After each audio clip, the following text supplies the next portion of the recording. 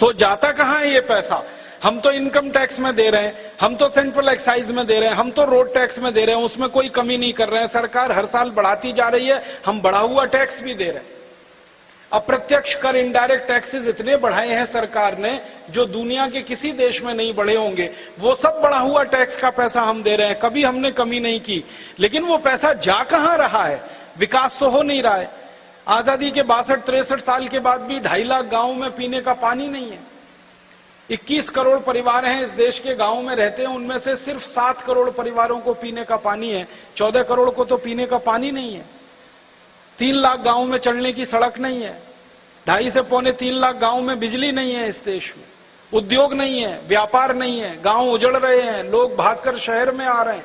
और शहर में आकर क्या जीवन बिता रहे हैं? जो गांव में रहने वाले बेरोजगार लोग थे वो शहर में आकर नौकरी की तलाश में झुग्गी झोंपड़ियों में अपना जीवन बिता रहे हैं। हमारे बड़े बड़े शहरों में झुग्गी झोंपड़ियां बढ़ रही हैं। बंबई है, दिल्ली है, मद्रास है, कलकत्ता है, ऐसे सारे बड़े शहरों की 65% आबादी झुग्गी झोंपड़ी में रहती है। 65%। आधे से ज्यादा शहर हमारा फुटपाथों पर सोता है, झुग्गी झोंपड़ियों में सोता है। उन झोंपड़ियों में लोग रहते हैं जहां बारिश का पानी टप टप टपकता रहता है। उन झुग्गी झोंपड़ियों में लोग रहते हैं जहां कीचड़ में कीले बिलबिलाते रहते हैं। उन झुग्गी झोंपड़ियों में जहां आप नहीं जा सकते नाक पर रूमाल रखे बिना, वहां लोगों की पीढ़ियां दर पीढ़ियां गुजर जाती हैं।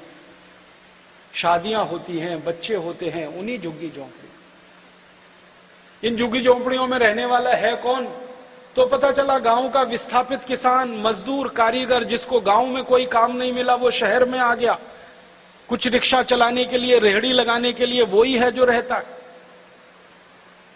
और आजादी के बाद इसकी संख्या लगातार बढ़ रही है, कम नहीं हो रही है। इसका माने विकास कहां हो रहा है? मैंने तो देखा है कि आजादी के 62-63 साल में विकास अगर हुआ है तो नेता और अधिकारियों के घरों में हुआ है, उनके परिवारों में हुआ है, देश में नहीं हुआ।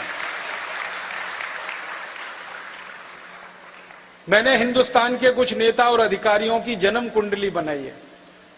जन्म कुंडली से मतलब वो नहीं हॉरोस्कोप जो ज्योतिषी बनाते हैं, मुझे नहीं आता ज्योतिष ज्ञान। मैंने तो दूसरी जन्म कुंडली बनाई है, वो ये कि ये व्यक्ति नेता बनने से पहले इसके घर में क्या था और नेता होने के बाद क्या हो गया। अधिकारी का इस पद पर आने से पहले कितना धन संपत्ति था, होने के बाद क्या हो गया। अभी तक लगभग 420 नेताओं की जन्म कुंडली तैयार हुई है। अब ये संख्या ही ऐसी है तो मैं करूं क्या उसका।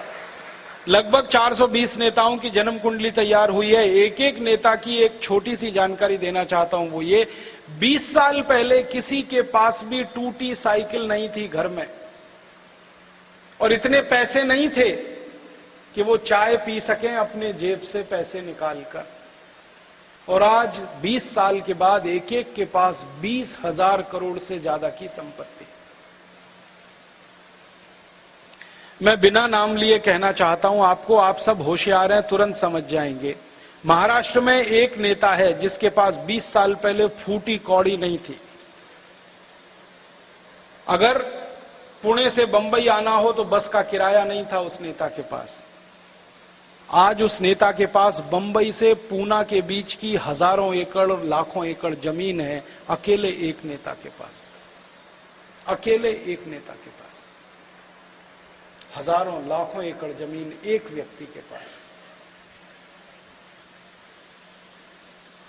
20 साल पहले एक नेता था मुंबई में, दादर रेलवे स्टेशन पर भाजीपाला बेचता था। भाजीपाला समझते पालक, मेथी वगैरह वगैरह। आज उसकी संपत्ति खाली मुंबई में 28,000 करोड़ की है, सिर्फ मुंबई में। 20 साल पहले एक नेता था नासिक में जो सिनेमा का टिकट ब्लैक किया करता था।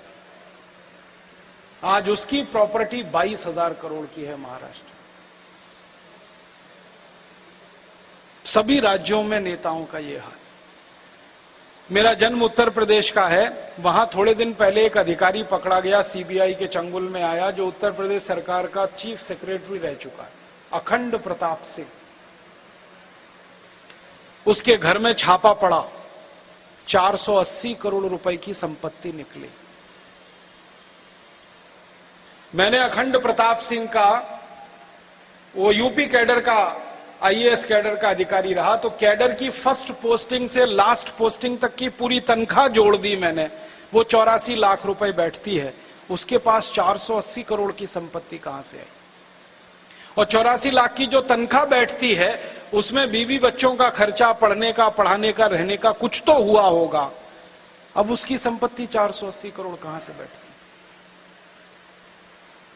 ऐसे अधिकारी और ऐसे नेता एक दो नहीं है, हजारों में है। और हमने अंदाजा लगाया है, हमारे देश में एक रिसर्च एंड एनालिसिस विंग करके संस्था है, एक सीबीआई नाम की संस्था है, एक एनफोर्समेंट डिपार्टमेंट है, इन सबके मिले जुले आंकड़ों से अंदाजा लगाया है लगभग 80,000 ऐसे नेता और अधिकारी हैं जिन्होंने लाखों करोड़ों रुपए लूटा है इस देश का, और लूटकर भारत में नहीं विदेशों में जमा कर रखा है, स्विस बैंकों में जमा कर रखा है।